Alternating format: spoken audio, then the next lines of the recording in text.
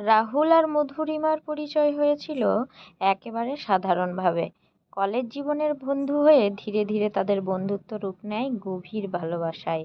চারপাশের মানুষ অনেকেই বিশ্বাস করেনি এত সহজ সরল সম্পর্ক বিয়ের পরেও টিকে থাকবে কিনা, কিন্তু তারা প্রমাণ করেছিল ভালোবাসা মানে শুধু প্রেম নয়, একে অপরের প্রতি বিশ্বাস আর দায়িত্ববোধ।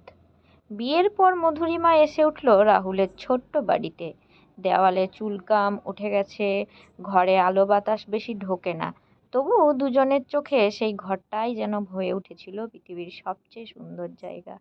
রাহুল অফিস থেকে ফিরেই মধুরিমার হাতের রান্না খেত, কখনো সেদ্ধ ডাল, কখনো আলু ভাজা। তবু তাদের কাছে মনে হতো যেন রাজকীয় ভোজ চলছে। রাতের বেলা ছাদে উঠে তারা দুজন আকাশের তারা গুনত। মধুরিমা হাসতে হাসতে বলতো, এই ছোট্ট সংসারটাই আমাদের পৃথিবী।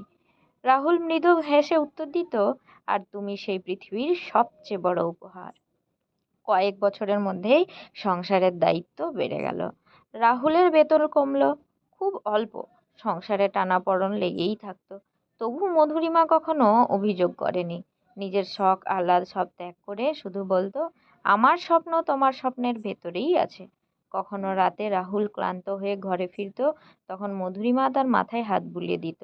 সেই ছোঁয়াতেই রাহুলের সমস্ত ক্লান্তি দূর হয়ে যেত। একদিন হঠাৎ মধুরিমা অসুস্থ হয়ে পড়ে। ডাক্তারের কাছে নিয়ে যেতেই জানা গেল তার শরীরে মারাত্মক রোগ ধরা পড়েছে। খবরটা শুনে রাহুল ভেঙে পড়ে গেল, কিন্তু মধুরিমা শান্ত গলায় বলে, ভয় পেও না, আমি আছি তোমার সঙ্গে। এরপর থেকে রাহুল দিন রাত তার যত্ন নিত।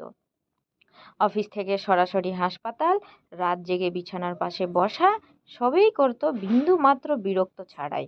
মধুরিমা তখন মাঝে মাঝে কান্নায় ভেঙে পড়তো। সে বলতো, তুমি কেন এত কষ্ট করছো রাহুল? আমি আমি তো জানি আর কতদিন আর মাত্র তোমার সাথে থাকবো। রাহুল চোখের জল আটকাতে না পেরে বলতো, আমাদের ভালোবাসা সময়ের হিসেব মানে না। তুমি যতদিন আছো ততদিন আমি বাঁচবো। তুমি চলে গেলে আমার ভেতরেই বেঁচে থাকবে তুমি।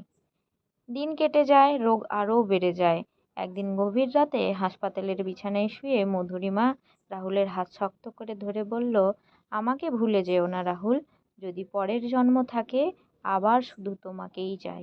রাহুল কান্নায় ভেঙে পড়ে, বলে, তুমি আমার ভেতর থেকে কোথাও যাবে না মধুরিমা, তুমি আমার নিঃশ্বাসে মিশে থাকবে, আমার প্রতিটি স্বপ্নে থাকবে। আমাদের ভালোবাসা মৃত্যুর চেয়েও শেষ করতে পারবে না। কিছুক্ষণ পর মধুরিমার চোখ বুজে যায়। রাহুল তখনও তার হাত শক্ত করে ধরে বসে থাকে। মনে হয় তার পৃথিবী যেন থমকে গেছে। মধুরিমা আর নেই, তবু রাহুল তার প্রতিটি কাজে মধুরিমাকে খুঁজে বেড়ায়। তার স্মৃতি, তার কথা, তার ছোঁয়া, সব কিছুই রাহুলের জীবন রয়ে গেছে। মানুষ বলে মৃত্যু সব শেষ করে দেয়, কিন্তু রাহুল বিশ্বাস করে সত্যিকারের ভালোবাসা কোনোদিনও মরে না।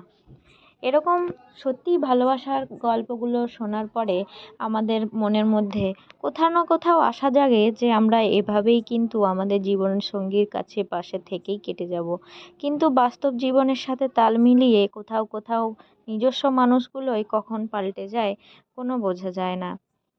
তো আর কিছু করার নেই। যদিও এই সমস্ত দিনে সমস্ত গল্প শোনার পরে মনের মধ্যে আশা জাগে, হ্যাঁ আমরাও হয়তো এরকম লাইফ পার্টনার পাবো। হয়তো কেউ পায়, কেউ পায় না। কিন্তু এটাই হচ্ছে জীবন, মেনে নিয়ে মানিয়ে নিয়ে চলতে হবে। এরকম সুন্দর সুন্দর গল্প পেতে আমার চ্যানেলটা অবশ্যই সাবস্ক্রাইব অ্যান্ড ফলো করে দিও। সবাই সাথে থেকো, সঙ্গে থেকো, টাটা।